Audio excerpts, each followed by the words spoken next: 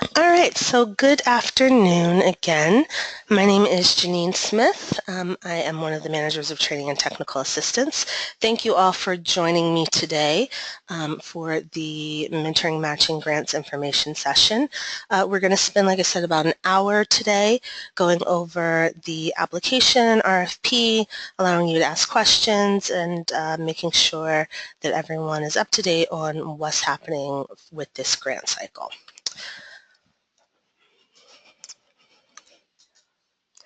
So just to review who we are a little bit, Mass Mentoring Partnership, we are an organization whose vision is for young people to engage in empowering youth adult relationships that create more vibrant and resilient communities. We do this in a few ways.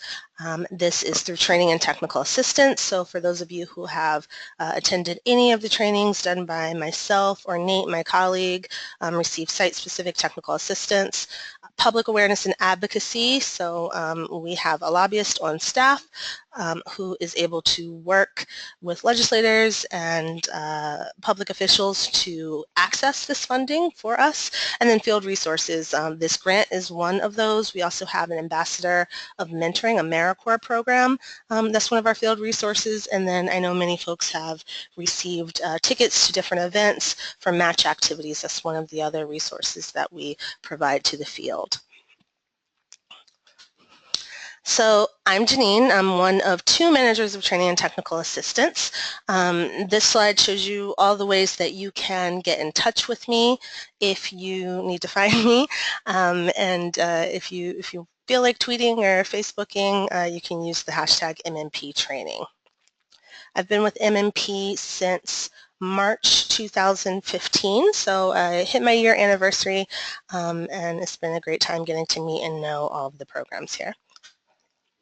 Greg Smith, who will be joining us a little later, is our operations manager, and he and I work together to administer this funding. So he'll come in and speak a little bit about the fiscal requirements and be available to answer any questions on that side of the funding.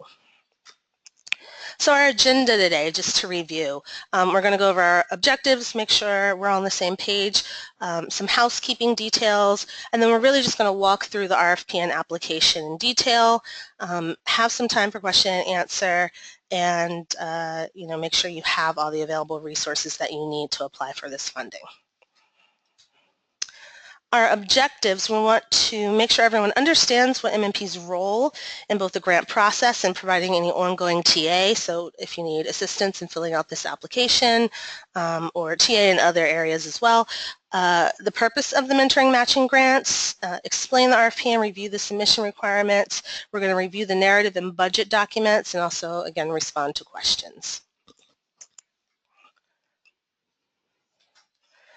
So for housekeeping, I just wanted to go over a few things today. So as you see, everyone here is muted. We had about, I think, 55 or so attendees last I checked. It looks like we could get up to 100 folks. So with that many people, I think it's easier if we respond to each other using the question sort of tool that's on your webinar sidebar. So if you have any questions, feel free to type them in the question section. If you type them in the chat section, I'll also see them as well. If you have any comments or concerns, so if for whatever reason you can't hear me, the screen is not showing, feel free to type a little note in the chat box as well, and I'll try to keep an eye out for all of that during the session. We're going to definitely have at least 10 to 15 minutes at the end for question and answer, but what I'll try to do is between each section, I'll try to pause so that we can, have some time. And so you can leave your question up there and I'll make sure that we get it answered. Also, in the handout section, you'll see that there are 4 documents. So these include the Word and PDF copy of the RFP and application, which I'll be referencing today. Additionally, the program narrative template, That's a Word document, and the program budget summary and budget narrative, which is an Excel document, is attached. So all of the documents that I'll be referencing and the documents that you actually need to apply for funding are in the handout section. They'll also be, they are on the website currently right now. If you go under resources on MMP's website and state mentoring matching grant, there's a section that has all of the RFP and application information and templates that you need, as well as the link to where you would actually go out and fill the application. So if there aren't any questions or any comments, we'll jump right into it. So the request for proposals, it was released about a week and a half ago. I'm assuming and hoping everyone received that email. What this money is for, the state mentoring matching grants, is to increase the number and impact of youth in structured mentoring relationships through quality mentoring programs in Massachusetts. Our funding is provided by the Massachusetts Department of Elementary and Secondary Education. And just a little historical perspective. So we have been receiving this funding since 99, fiscal year 2000. And you can see sort of along this time frame, we started up at $1 million and then dropped significantly. One year we did not receive any funding, came back up, and we've been slowly but surely building up to increase the funding for mentoring programs across the state. So it's been the core of our budget advocacy work over the last 6 years. So some of you who may have worked with Elena know that she was definitely our champion at the State House requesting funding for us. It leverages the private sector through a dollar-for-dollar match requirement, and we'll talk a little bit about that when we review the RFP. Since 2010, it's grown from 100,000 to 500,000, so we've used an incremental approach, and it takes a sustained effort, a lot of it from MMP and from folks like you. So people, you know, on the line may have participated in a range of advocacy efforts on behalf of the field of mentoring. This includes Youth Mentoring Day at the State House. We've done advocacy training to prepare people to go and speak to their legislators. And one important thing to note is that this year we are requesting $750,000 for the mentoring matching grants line item. This is an increase of $250,000 from last year. Last cycle we got $500,000. The budget is in the governor's budget, $500,000. Tomorrow, the Means and Ways Committee will release their budget. What will happen if it's not included in that budget, then Representative Smitty Pignatelli will file an amendment requesting the increase, and we are going to then reach out to our programs to help spread the word, speak to their legislators. We'll give you some language to do that as well. But in order for us to sustain this funding and to be able to then distribute it across the field and support high quality mentoring relationships, we really need your help in this partnership as well. So just a little detail historically and some information about how the advocacy efforts play out.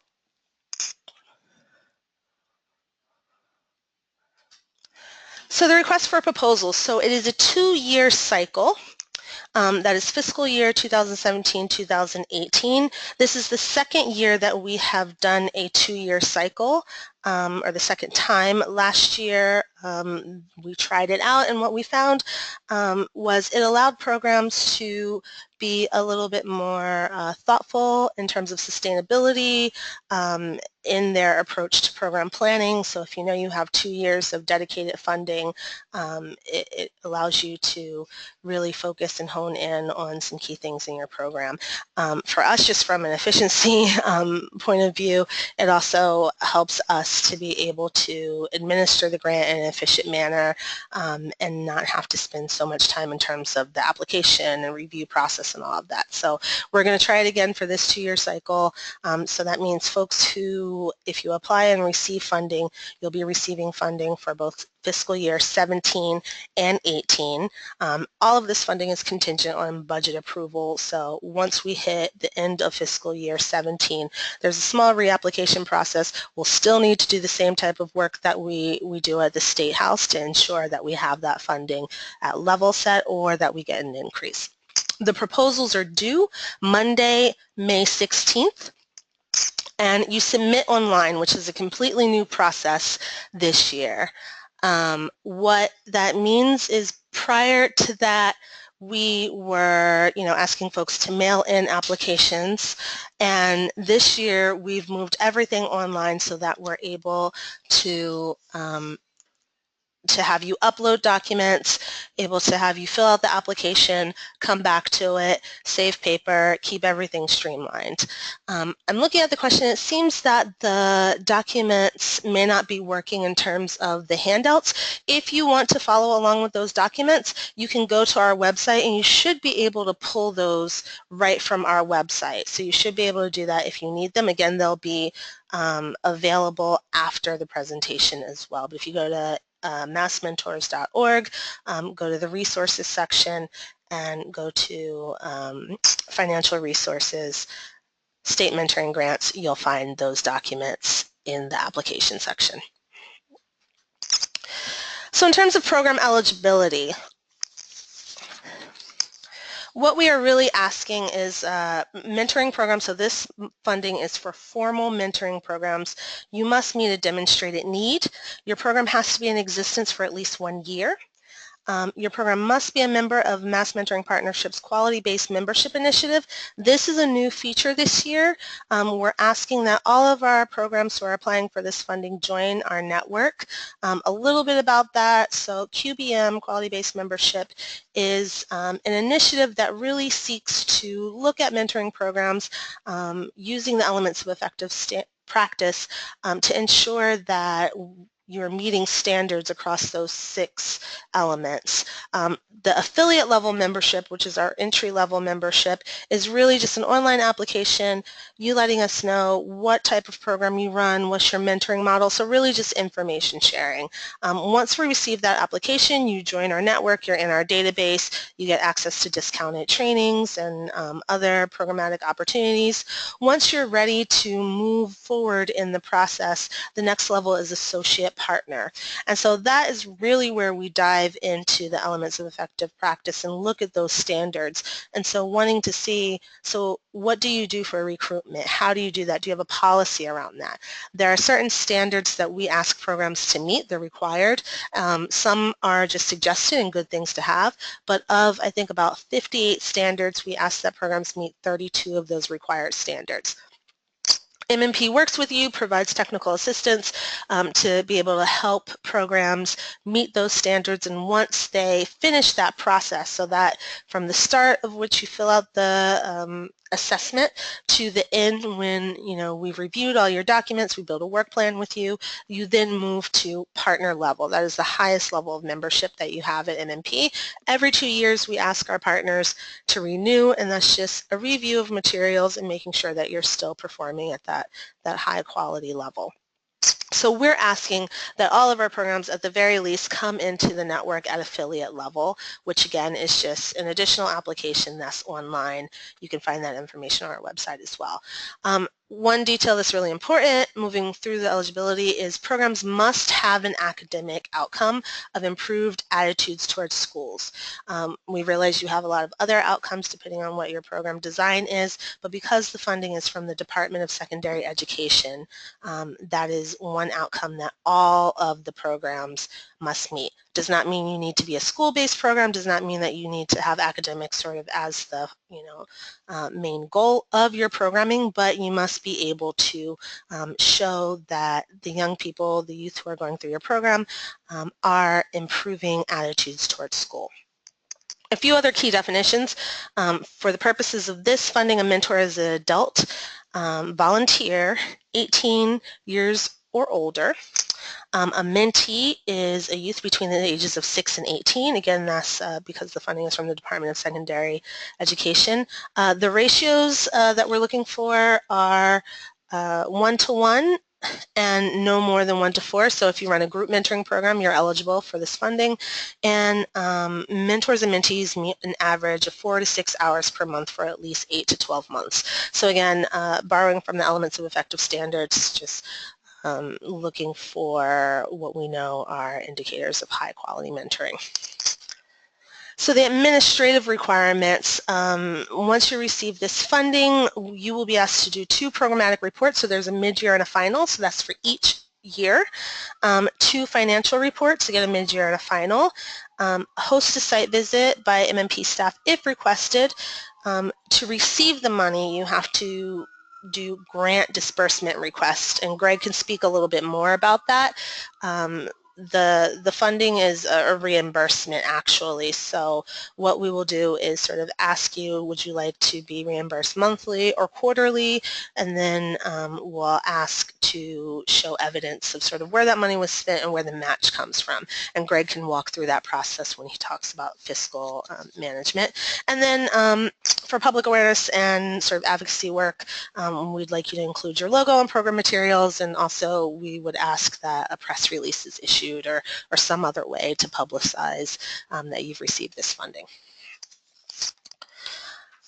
So the funds. The funding for the program is contingent on appropriation from the legislature.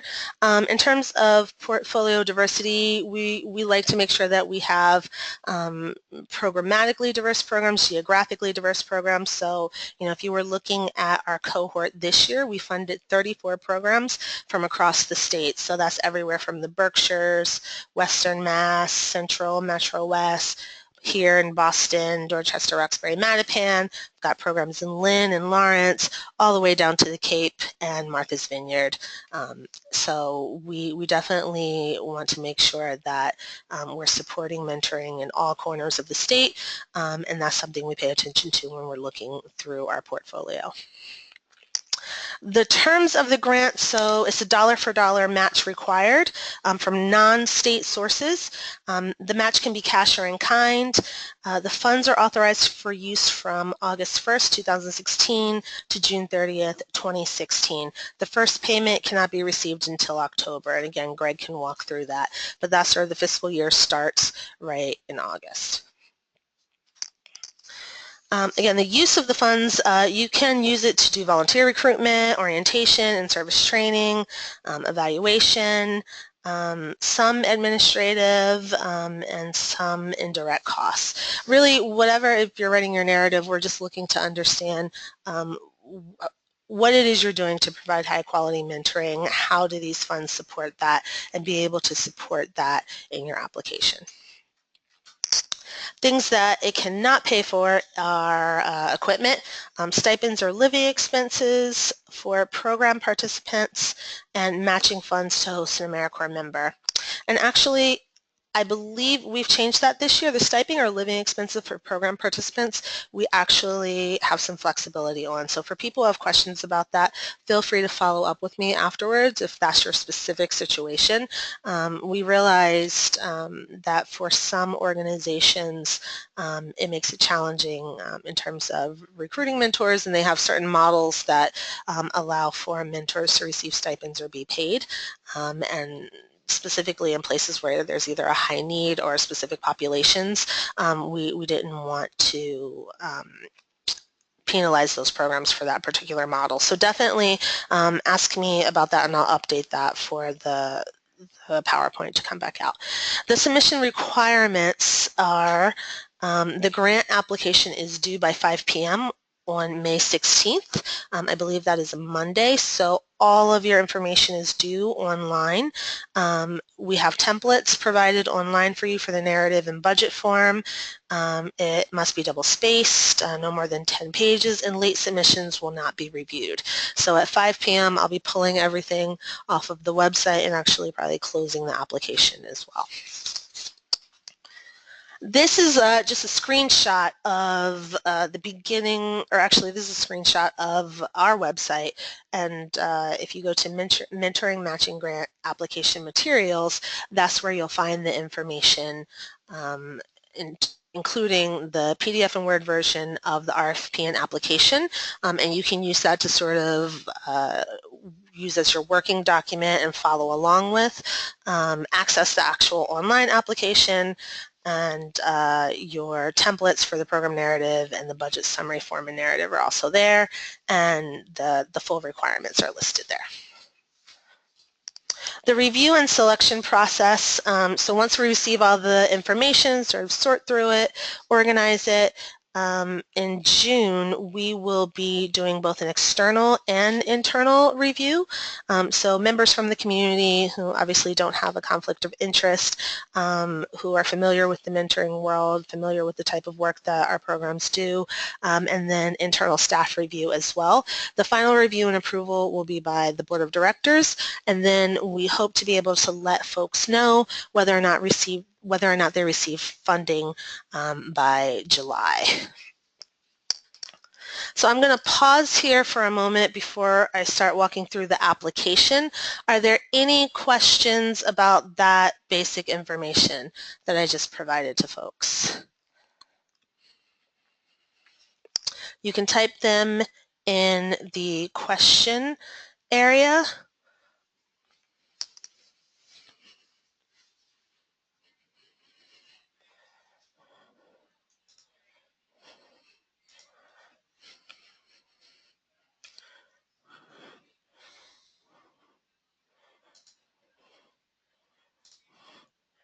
Yes. Can we use the age?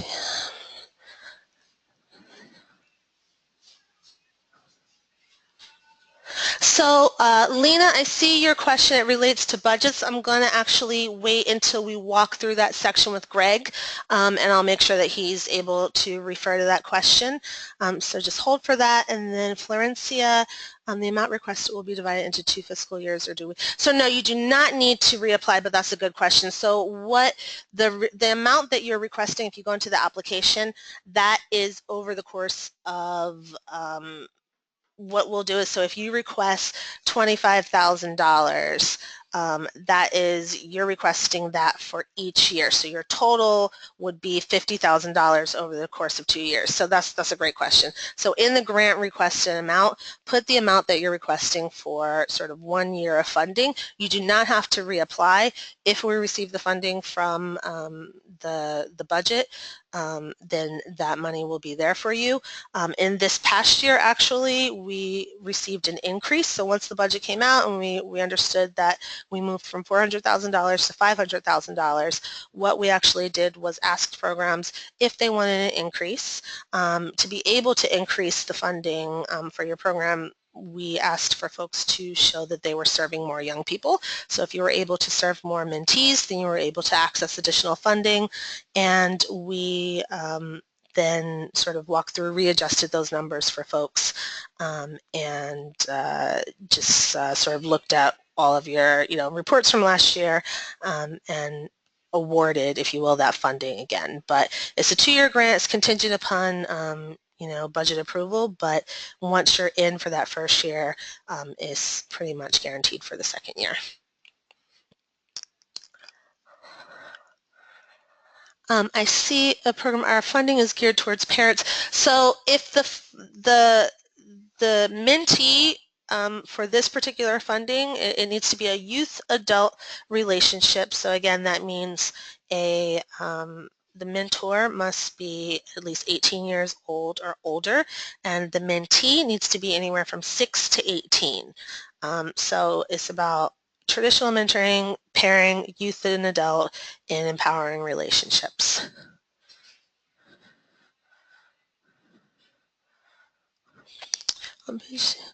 I see another question. You say we are investing in more intentional planning and evaluation of the impact on student success. Are we investing in planning and eval, and will we be helping grantees? Or is this referring to what grantees need to focus on talking about in our application, our planning and evaluation of impact on student success? That is a great question. So we'll be doing actually a little bit of both. There's a section that in our application as well around our relationship with America's Promise and Mass Mentoring Partnership. So we'll actually be pulling some of that research that they've been able to show around education and empowering adult relationships and how we're able to support young people to stay in school, and bring in some of that information, some of that work that'll help inform how we think about evaluation.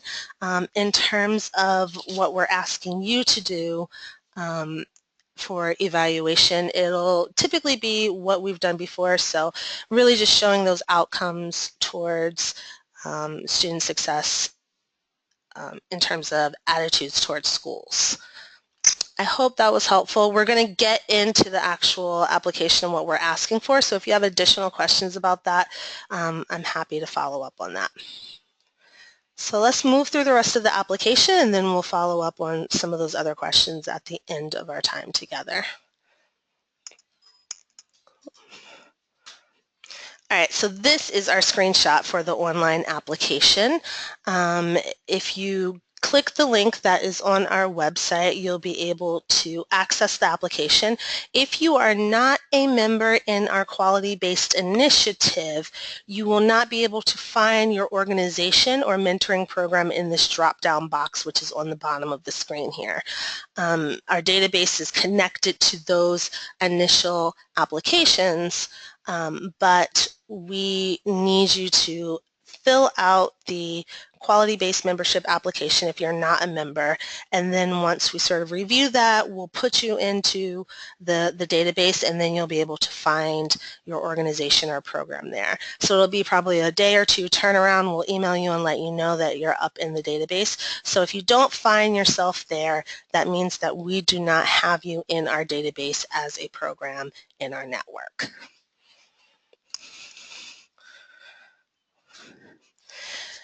So starting with the program narrative, a template is provided on the website for you to use if you need it, and we advise you using it. It's already formatted with the information in the correct font.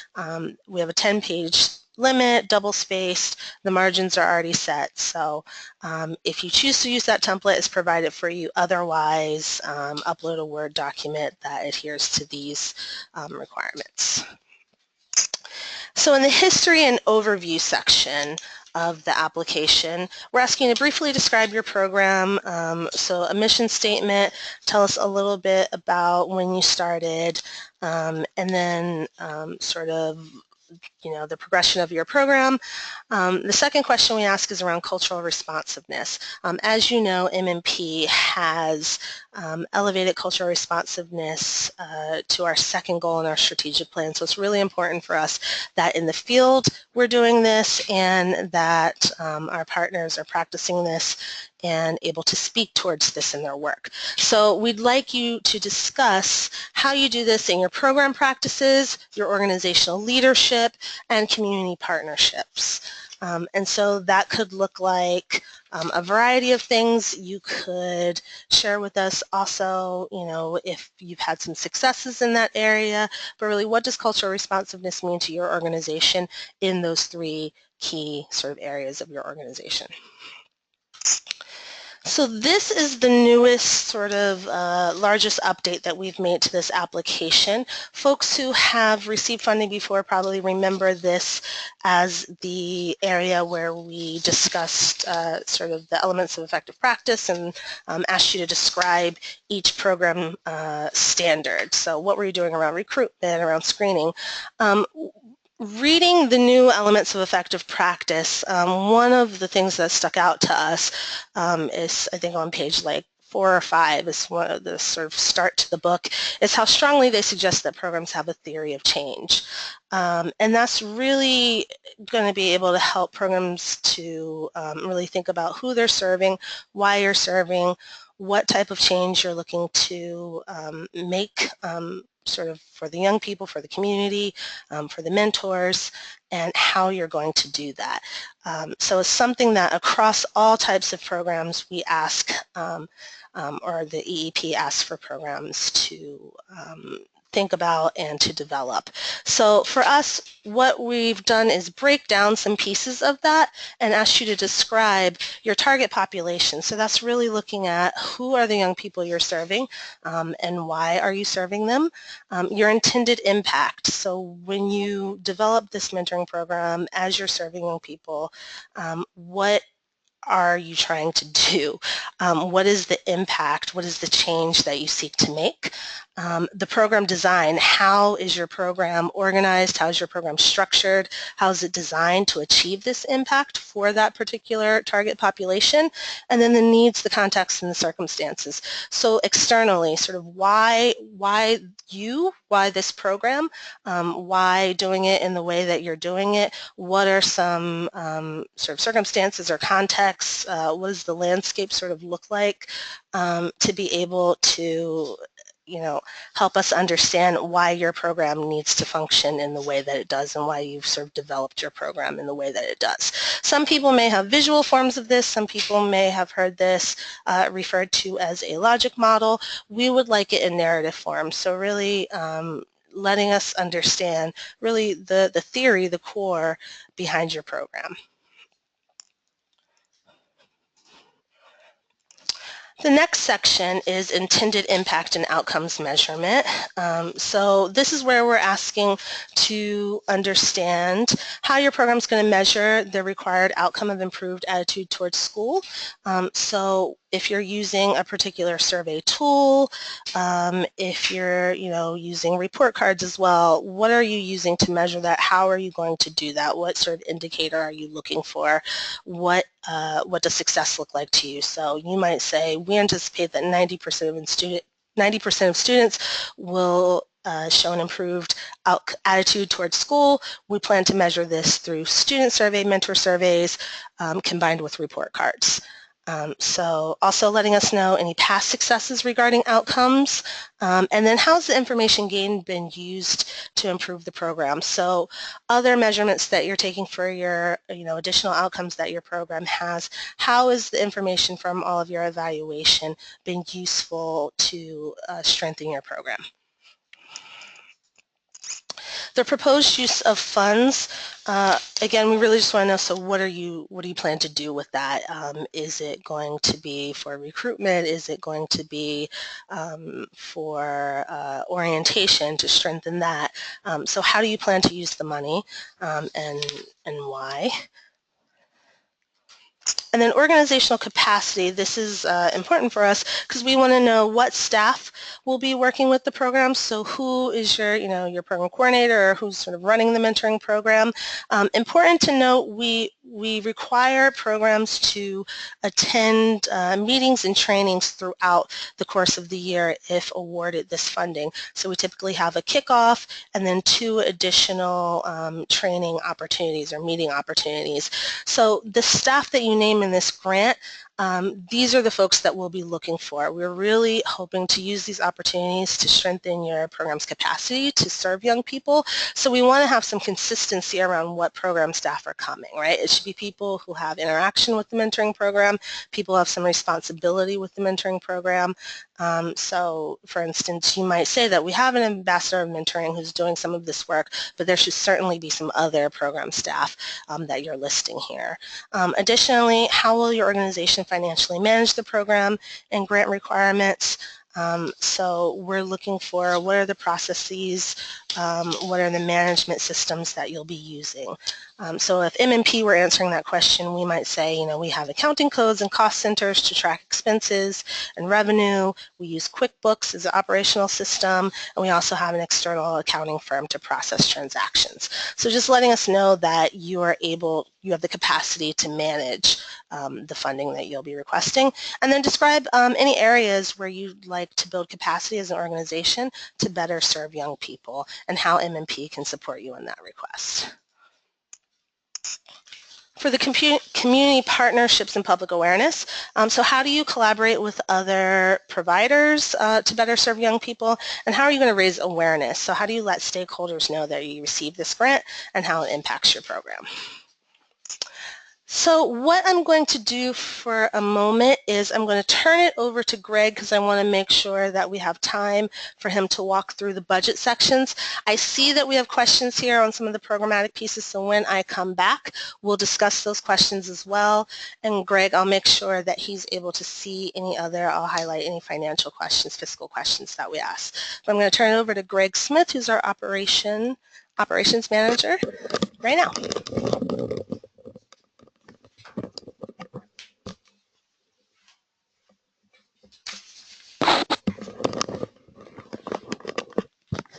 Thanks, Janine. Hello, everybody. I'm Greg Smith, the operations manager here at Mass Mentoring Partnership. And I've been asked to come speak to you all around the budget portion of the state mentoring grant application for the coming fiscal year. So Janine has sent out to everybody a spreadsheet in which you have some forms that need to be completed along with your grant application. The two forms that need to be completed are the budget summary form and the project budget narrative form. Each of these forms also included in the spreadsheet, there are templates for each of these forms, which should give you some insight into how to complete these. Just a few helpful tips when, how do I advance this slide, Janine? Just a few helpful tips regarding the budget summary form. For the when you're filling this out, the state only requires us, this money is intended as a match. So the state only requires that people who are submitting for this money match the dollars that they're being reimbursed for on a one-to-one basis. So in the column A of the grant request, that's where you're putting in how much money you want to receive from this grant, which will be paid out on a reimbursement basis, which means you need to show that you've spent that money, and then we'll send you a check. And then the second column, the applicant match column, column B, that needs to total to be equal to or greater than the grant request column. So if you're receiving $25,000 is being reimbursed to you for your program, we need to see an additional $25,000 that you're spending on your own of your organization's own money that isn't being reimbursed. So I hope that that's clear to everybody that's listening in today. So you then add those two columns together, which is the total project budget, and then we also, the final column there is the organizational budget for your organization. So that is a very high-level overview of the budget summary form. And I see that there are some questions here. I will answer some questions here once I've gone over the project narrative form as well. The project budget narrative form, that is. So the project budget narrative form is the other form that needs to be completed, which is just providing additional detail to the budget summary form that was the previous slide. So everything that you will be requesting reimbursement for that is in excess of $500 should be itemized as a separate item in each of these different categories with a brief description. One additional note that I should have mentioned on the previous slide was that anything in the administrative anything that falls in that's an expense in the administrative indirect section, not explaining this right, should not exceed 10% of the grant amount that you're requesting. So if you're requesting a $10,000, you should not have more than $1,000 in the administrative indirect row. So that is some information about the budget summary form, the project budget narrative form, some common budget mistakes. Obviously, it's good to double check everything and make sure that you've entered the figures in correctly. For the first column in the grant request column under the total income, that will equal what you're requesting for the mentoring matching grant. Those will be the only two rows that you'll populate there. And then if you're matching it 1-for-1 with the applicant match, that will also equal what you're requesting, although there'll be 0 in the mentor matching grant row. So it's a little complicated, especially if this is the first time you've filled these forms out. I'm happy to help with any questions that you might have offline if they're very detailed questions. That second bullet point is what I just mentioned before, that the administrative costs cannot exceed 10% of the grant amount, and the full-time employer ratio for staff salaries is based on 11 months, not 12 months, because it's an 11-month grant cycle. And then the final bullet here I mentioned previously, which is about giving a detailed description of line items over $500 in the project budget narrative form. The final note is just the at the bottom of the project budget narrative form, there's a small section that asks for just to highlight some revenue sources that your organization has that will demonstrate that you are able to meet the match. So we would just ask that you highlight a few of your funders and the amount. And we would ask that also demonstrate that you have at least funding to meet the match requirement. So I think that's a very, very high-level overview of the budget summary form and the project budget narrative form. And let me see if I can just take a peek real quick here at some of the questions that people have.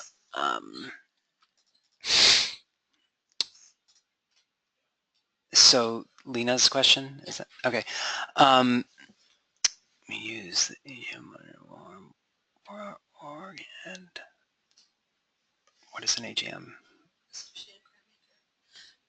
Ask her if she's talking about for her budget submission or using tell her that she needs to use the templates for ours and then for her budget, however they have their overall budget submitted. Okay. So I have a question here about the format of submitting the budgets. We do ask you to physically complete the Excel spreadsheet, those two forms, the budget summary form and the project budget narrative form. So in that format that Janine has distributed in the RFP. So, and then in terms of providing organizational information, you can, I think, Janine, you had mentioned that we need to have audited financials for your most recent year. So whatever format your auditors present your financials in is fine. But just from at this stage, sending the budget summary form and the project budget narrative, those two need to be completed in the format that they are that Janine had sent out. So when did I get on the phone? Right.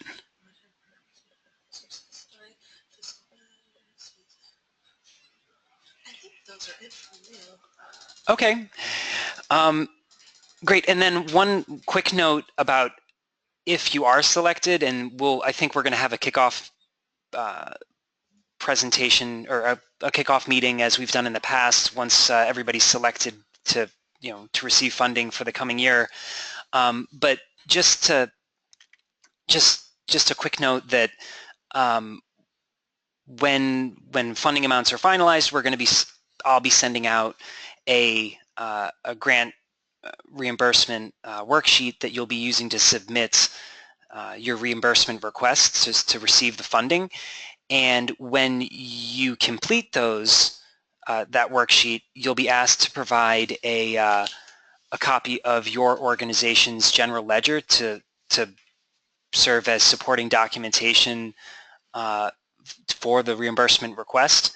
So that's just a more of an FYI at this stage, but it's just to make you understand, just so you understand that that is going to be a requirement, and that so if your organization doesn't account in that with a general ledger, if you don't have those systems in place, that's something that we are going to ask for. So you should just be aware of that to receive the funding. So do you think, is there anything else, Janine, that needs to be covered?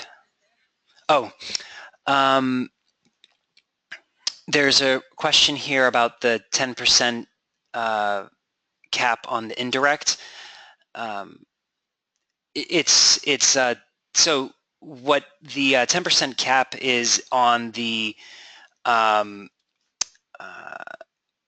it's going to be 10% in terms of the how much we're reimbursing, and also 10% for the applicant match. So you can't show all of your applicant match in administrative indirect either. It would be 10% in the grant request column, as well as 10% in the applicant match column. Okay, great. Well, thanks. I look forward to working with a lot of you again next year, and here is Janine. All right, thank you all for your patience. We are almost to 3 o'clock. I am going to go through and finish up the webinar. I'm going to go through your questions and make sure that we have hit on all of those items after I finish with this slide right here. So we are asking that folks submit online. It's a new process this year, so we've linked it to our database so we have all that information, and we'll be able to look at that and have it stored someplace. And as Greg alluded to, and as you've probably seen, we're asking for the following attachments. So that's your org chart, your most recent audited financial statements, or if you don't have those, a Form 990, a copy of your 501c3 tax determination letter, or if you're sponsored by a fiscal agent, your current fiscal year operating budget. So if you're a broader organization that has mentoring either as a component, or this program or project is a smaller feature, we'd like to see both. So the overall organizational budget, and then your program budget as well. If the program budget is the same as what the org budget would be, that's fine. Your program narrative and your budget project summary and narrative. So the last two attachments are the templates that we've provided for you. All of that can be submitted. Once you get down to the bottom of the application online, you can just upload attachments, and I should receive those just fine. One other note, when you're able to go back and forth into the application, so once you hit save on the application, you should then receive an email that has a link that will allow you access back to the application. you can use that link, go in and out as much as you want. When you are ready to submit the application, there's a little checkbox down at the bottom. Please click submit so I know that you are ready and that's a completed application. Come May 16th by 5 p.m. I'll be closing it, so whatever is in there, even if you have it, click submit. I can take it, I will take it, but it helps me know just that you're finished and I can start sort of downloading, getting all your documents and putting you in my other systems. So that's where we are on submission. I'm going to roll through the questions. If you have other questions, feel free to type them at this time. And I want to make sure that we can get this. So the amount requested will be divided into two. So I think I answered that. So the amount requested, if you say, I want $25,000, this is what I'm requesting, you're asking for MMP to distribute $25,000 in fiscal year 17 and $25,000 in fiscal year 18 for a total of $50,000. The request amount that you should be entering is just for that year. Even though it's a 2-year grant, we understand that you are requesting $25,000 for both years. Got that. I think I answered the question about that. Got that.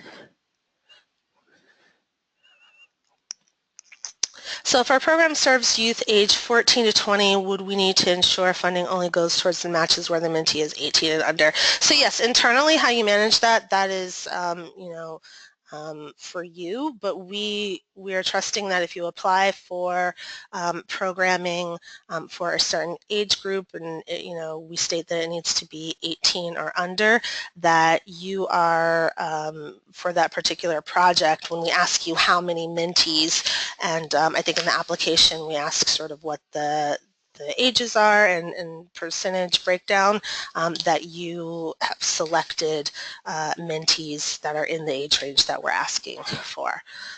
So if a student is over 18, for the funding, the students need to be age 18 or under. A question around, is there a correlation between the amount of the grant and the number of the young people served? For instance, is a more substantial grant awarded to an organization serving a substantial amount of youth, then what is considered an appropriate or desired number of youth served for the maximum award? I mean, some calculations that we've used before and that we've shared with folks, I believe, the number that I actually inquired to Mentor to see if they had updated numbers, because they're relatively dated, but in terms of like numbers, we've heard around $1,500 per match for your community-based programs and around $1,000 per match for your site-based programs. We're really looking at your organization, where the need, what you're serving. So you might be an organization that's only serving a smaller number of young people, and if you can make the case to us that your grant request is appropriate for the number and the needs and what your project is, you should approach it from that viewpoint. We have a graphic theory of change if we can fit it in. Yeah, if you have other documents or attachments that you can fit in, that's fine.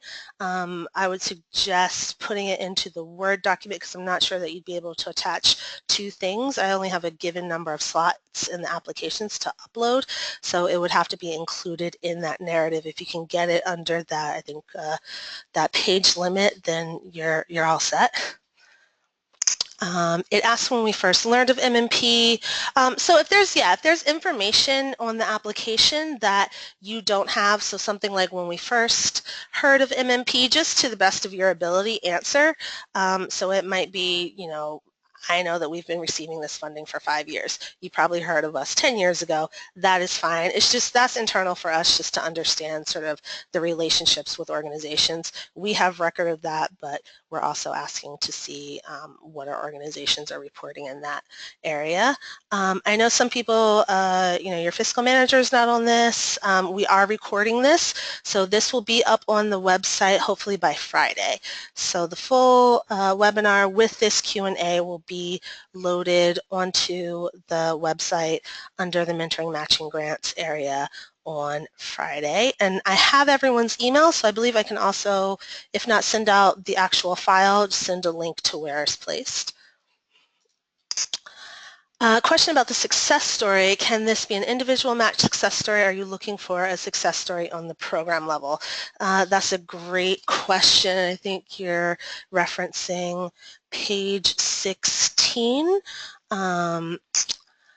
So it can be an individual or organizational. We're looking for a success story that really highlights how your program's intervention, how mentoring in the way that your program does it has benefited that young person. So you can do that organizationally, or if you have a particular success story about one young person in relationship, that's fine. One-on-one. So I have a question here about having two tracks. So having one-to-one matching and a group model, and they meet in different locations. So yes, I think what I would do is, and I've had this question for other folks too, asking, we have different types of programs within one overall organization. What I would suggest doing is having a project for one of those programs. So I'm not sure in this example if it's the same program and it just has different models occurring. If that's the case, yes, I would say whatever's happening in as you define that project or that program, yes, indicate, check, we're doing one-to-one and we're doing group.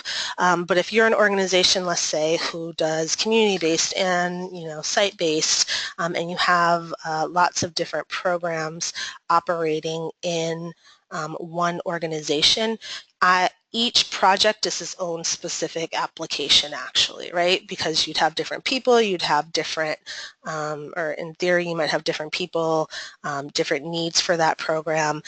So we'd want to see separate applications for each program, if that makes sense. If you have a program that has many different components to it, make sure you're indicating all of those components. So if it has multiple sort of matching models that are occurring under the same program, that's fine. Just indicate it to us, and in the narrative you might explain some of that. Do we have to choose between seeking funding for new matches or only? No, so you can do both. And this is really important to highlight. So the numbers that you submit in the application, whether you are seeking funding for new matches or for existing matches, you can do both. You can do one or the other. Those numbers, if awarded funding, we're going to use those numbers to sort of track where you are. We have to report to the state how many matches we've made overall, or how many matches we've supported. And so we usually say, we've supported X amount of existing matches and we were able to form X amount of new matches with this funding. So you can indicate for both, but do know the numbers that you put down, once you receive that funding, we'll draft up cooperative agreements and we'll ask you to commit to serving that level of young people, those numbers of young people during the fiscal year. And that's how we'll be sort of assessing again for the funding that you're requesting. When it comes time to, again, it's a 2-year cycle, so when it comes time to not necessarily reapply, but the end of year survey, let us know where you are. And if there is an opportunity for additional funding, we will need to, if you would like additional funding, you will have to say that you are serving more matches. So it will have to be an increase from whatever you've indicated, and you'll have to take on new matches if come fiscal year 18 we are granted additional funding from the budget. So say we had $500,000 this year and next year there's $600,000, there's an extra $100,000 to distribute amongst the programs in that cohort. The programs who are eligible to receive additional funding are the programs who are able to then serve more matches. So if you apply for 20,000, do you get 20 each year for a total of, yes. So again, ask for what you want for each individual fiscal year. So if it's 20,000 and 20,000, that's a total of 40,000. You would write 20,000 in the grant request amount, understanding that each year that is the amount that is requested.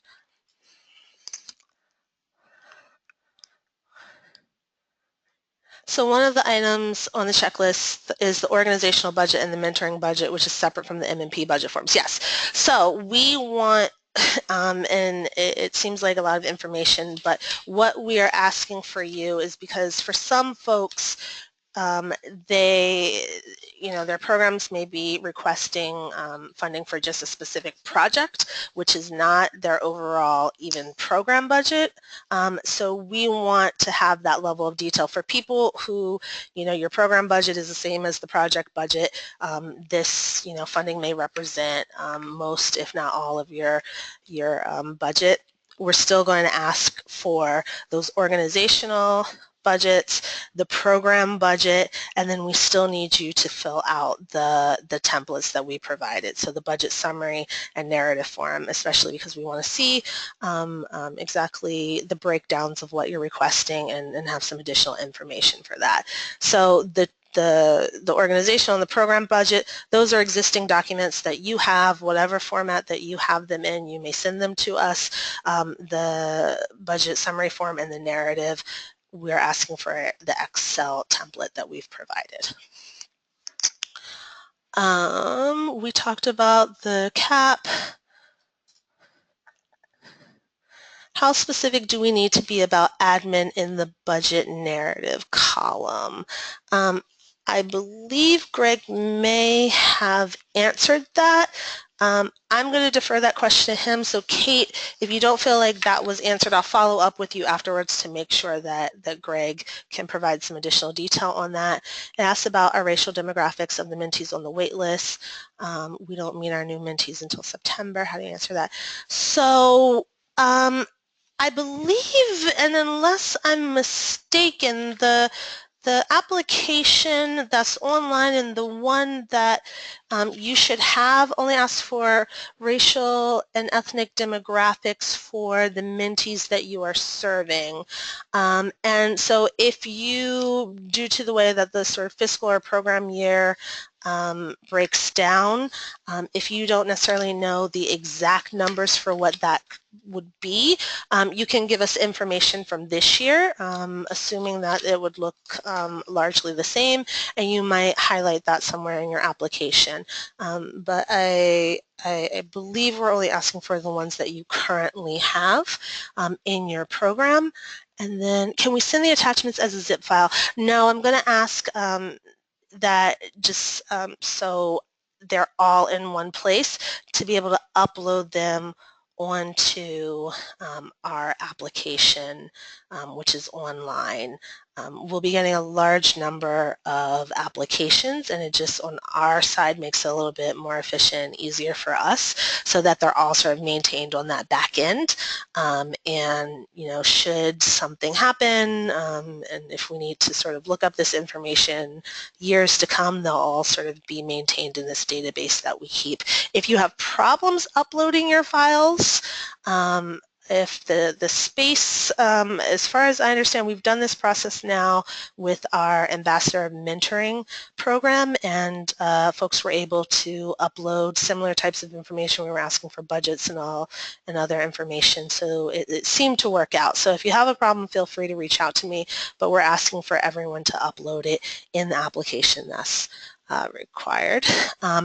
Will there be a mid-year in-year report for each of the grant cycle? Yes. So the cycle begins in August. We will have a meeting probably scheduled, the kickoff meeting in September, and then the mid-year report will be due in February for fiscal year 17. The in-year report will be due, it'll be an in-year and sort of reapplication.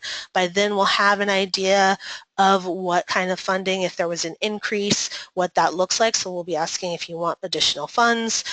So that will happen in roughly around June or July. And then we'll do another kickoff meeting. We'll do some additional trainings, and then you'll have for fiscal year 18 a mid-year report, and then for fiscal year 18 it'll be sort of a total ending report. So yes. We are out of time. It's 3:03, so I know folks have to get moving and you're running programs and you're busy. So thank you so much for being here on the webinar with us. I hope I answered all of your questions. You see how you can find me, jsmith@massmentors.org, gsmith, we make it nice and easy, at massmentors.org, and feel free to call, email. Happy to answer any questions. We know that this new process in terms of submitting applications online is new to us, it's new to you, so we appreciate your patience in going through that. Just a quick plug for upcoming trainings. We definitely want to offer TA and training to programs in many different areas. So if you're having some challenges with the application, you have additional questions, especially around some of the new components, theory of change, things like that, happy to sit down and do some technical assistance and overview that with folks. Due on May 16th, that's a Monday, 5 p.m. Any questions, any concerns, any needs that you have, feel free to get in touch with me. I will make sure that we have this up on the website by Friday, and I will shoot an email out to everyone that attended so you can share it. And if people who, in your organization were not able to join us and after watching the webinar they have additional questions, send them my way. Thank you so much. Have a great day.